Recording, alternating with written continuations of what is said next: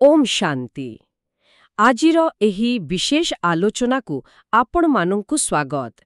आमे आजी ब्रह्मा कुमारींक द्वारा प्रकाशित 30 नवेम्बर 2025 र प्रातः मुरली उपरे गभीर भावे चर्चा करिबाकु जाउछु। एहार संपूर्ण अर्थकु बुझिबा पई आम सहित शेष पर्यंत रहिबाकु अनुरोध। आउ हाँ, जदि आपण माने एहीपरि ज्ञानपूर्ण विषयवस्तु पसंद करंती तेबे चैनल को सब्सक्राइब करिबाकु भूलिबेनी। तेबे आजिर मुरलीर मुख्य विषय हेउछि केमिति सच्चा स्नेह द्वारा आमे जीवनर सबु बोझरु मुक्त होई परिबा। एहाकु परिश्रम मुक्त होई मौजरे बंचिबार एक चाबिकाठी बोली कुहा जाइछि। चलंतु एहार गभीरताकु जिबा। ओम शांति। आपण एकदम ठीक कहिले। आउ एही मुरलीर आरंभ ही बहुत सुंदर। एथिरे बापदादा माने परमपिता शिव आउ ब्रह्मा बाबा निजर आध्यात्मिक संतान मानकर एक सभा को देखुचंती। आउ सेमानकु कोन कहि संबोधन करूचंती जानंती? बेफिकर बादशाह। बेफिकर बादशाह बा केते सुंदर शब्द। आउ एहा भी कुहा जाइछि जे एपरि सभा केवल संगम जुगरे ही संभव। हाँ, कारण एहा एक अलौकिक सभा।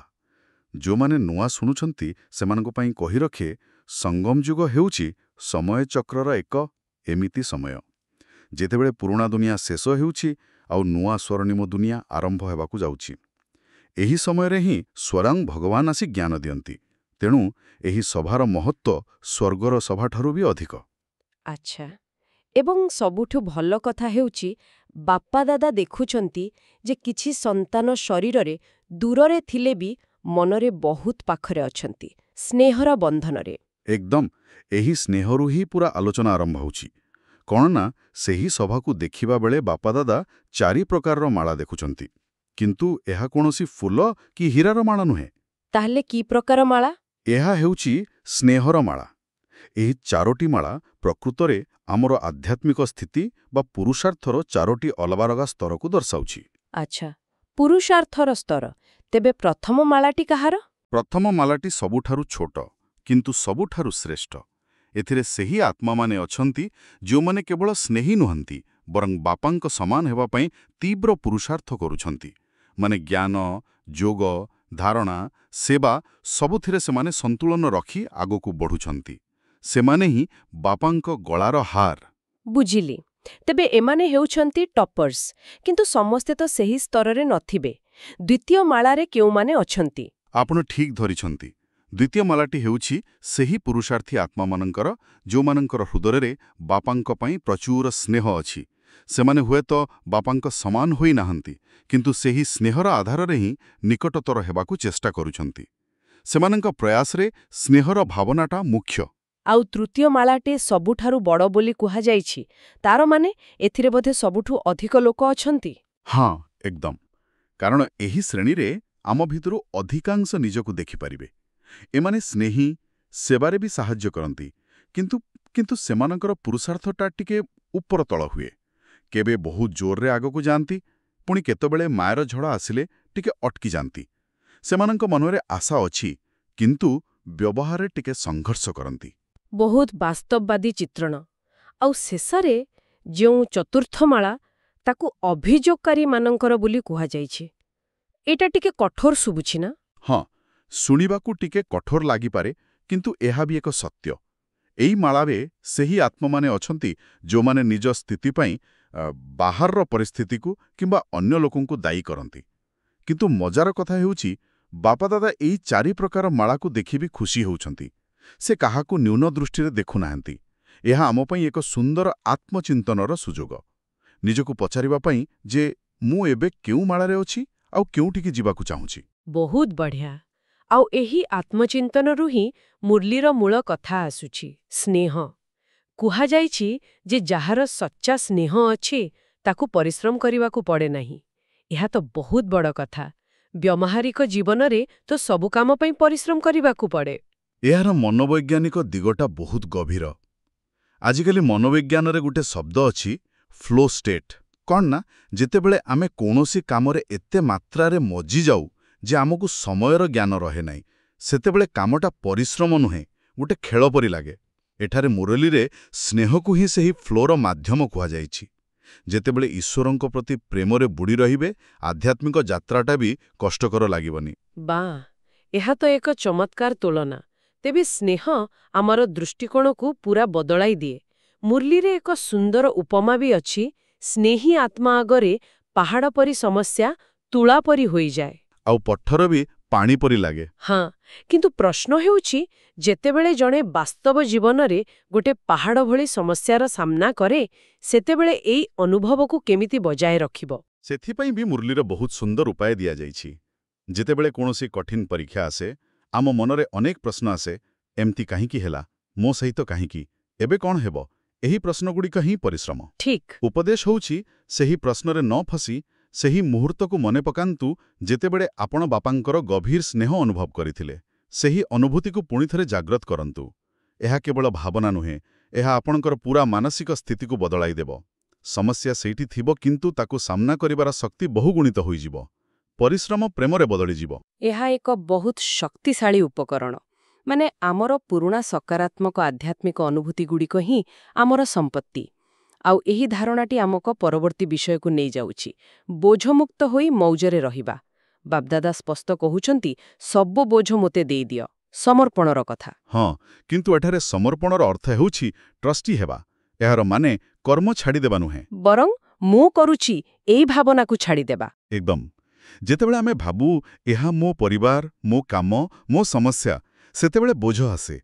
କିନ୍ତୁ ଯେତେବେଳେ ଆମେ ନିଜକୁ କେବଳ ଜଣେ ଟ୍ରଷ୍ଟି ବା ଜଗୁଆଳି ଭାବୁ, ଯାହାର ପ୍ରକୃତ ମାଲିକ ଈଶ୍ୱର, ସେତେବେଳେ ଦାୟିତ୍ୱ ବି ହାଲୁକା ଲାଗେ। ବାପା କହିଛନ୍ତି, ସଙ୍ଗମ ଯୁଗ ହେଉଛି ମୌଜର ଯୁଗ।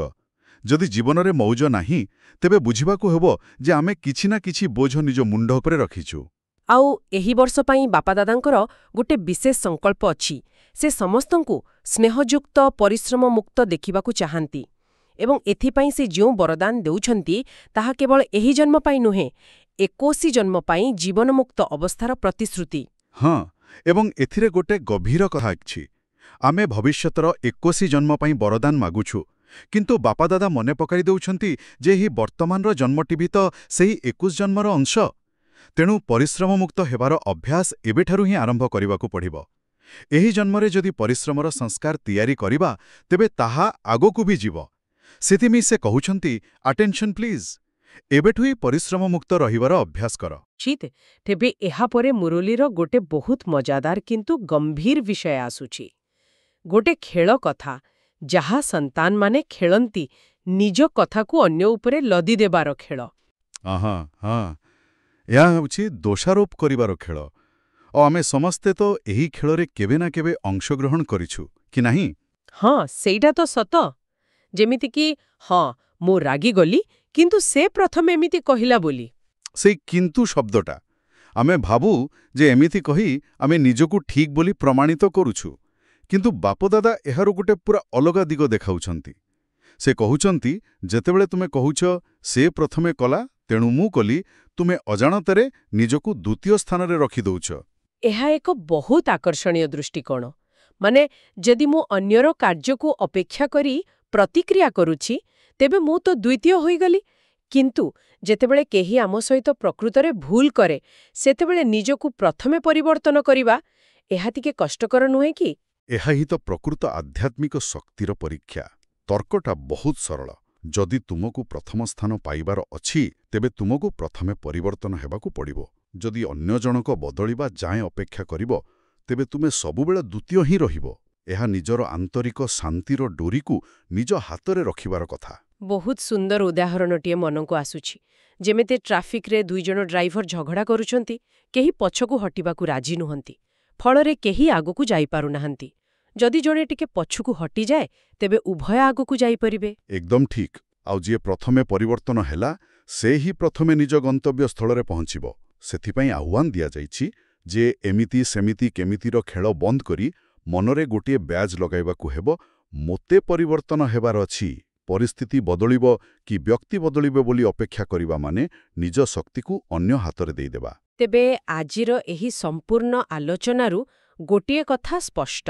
ଆଧ୍ୟାତ୍ମିକ ଯାତ୍ରାରେ ପରିଶ୍ରମରୁ ଆନନ୍ଦ ପର୍ଯ୍ୟନ୍ତ ଯିବାର ରାସ୍ତା ହେଉଛି ଈଶ୍ୱରୀୟ ସ୍ନେହ।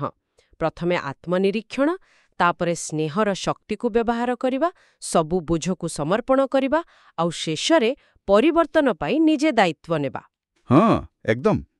ଆଉ ମୁରଲୀର ଶେଷରେ ଏକ ସୂତ୍ର ଦିଆଯାଇଛି ଯାହା ଏ ସବୁ କିଛିର ସାର। ଗୋଟିଏ ସେକେଣ୍ଡରେ ବିସ୍ତାରକୁ ସାର ରୂପରେ ସମୟ ନେବା। ଏହାର ଅର୍ଥ କ'ଣ? ଏହା ଏକ ଅତ୍ୟନ୍ତ ଗଭୀର ଅଭ୍ୟାସ। ଏହାର ଅର୍ଥ ହେଉଛି କୌଣସି ଜଟିଳ ପରିସ୍ଥିତିର ଅନାବଶ୍ୟକ ବିସ୍ତାର, ଯେମିତିକି ଦୋଷାରୋପ, ଅତୀତର କଥା, ଭବିଷ୍ୟତର ଚିନ୍ତା, ଏସବୁକୁ ଛାଡ଼ି କେବଳ ତାର ମୂଳ କଥା ବା ସାରକୁ ଧରିବା। ଏହାଦ୍ୱାରା ସମାଧାନ ସହଜ ହୋଇଯାଏ। ତେବେ ଆଜିର ଆଲୋଚନା ଶେଷରେ ଆମ ଶ୍ରୋତାମାନଙ୍କ ପାଇଁ ଏହି ପ୍ରଶ୍ନଟି ଛାଡ଼ି ଦେଇ ଯାଉଛୁ। ନିଜ ଜୀବନର କୌଣସି ଏକ ଜଟିଳ ସମସ୍ୟା ବିଷୟରେ ଚିନ୍ତା କରନ୍ତୁ।